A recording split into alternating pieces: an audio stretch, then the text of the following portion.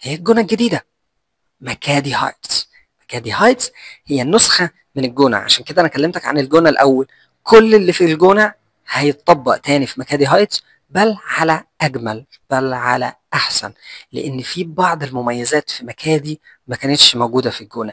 زي إن مكادي هايتس مبنية على جزء مرتفع، فبالتالي أغلب الوحدات سي فيو، شايفة البحر. تاني حاجة الجو جميل لأنه هو مرتفع، فمعدل الرطوبة أقل شوية. طيب في ناس بيقول لك يا عم ده ملوش بيتش، ده هو مبني بعيد عن البيتش. لا، هو قدامه فنادق، وهو عامل تعاقد مع فندق لابراند مكادي، ليك شاطئ خاص للاونرز بتوع مكادي هايتس يقدروا يدخلوا. فانت عندك اكسس على البحر غير اللاجونز اللي موجوده عندك في المشروع. المشروع من الناحيه الاستثماريه محقق ارقام مش طبيعيه، ويمكن مش موجوده في اي حته تاني في العالم. هو وصل ل 45% ارتفاع سنوي، ده رقم غير طبيعي بالمرة.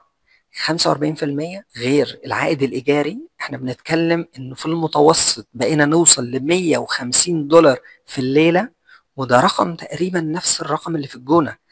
لما دلوقتي كده في البداية، امال بعدين لما تبقى قد الجونة كمساحة كزمن هيبقى الوضع ايه؟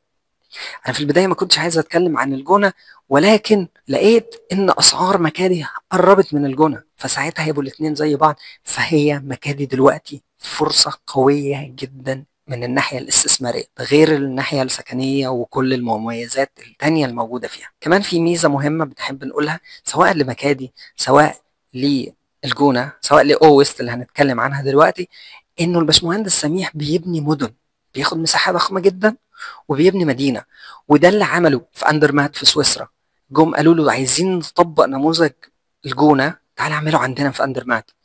عملوا برضه في مونتينيجرو، عملوا في عمان، عملوا في الامارات ودول تاني كتير. فانت مش بتاخد شقه في كومباوند، انت بتشتري حياه في مدينه. انت بتاخد عضويه وجنسيه في مدينه، وبدون ورق جنسيه وبدون ورق اقامه وبدون دوشه، ولا تقدم على لوتري بقى ولا اي دوشه من دي.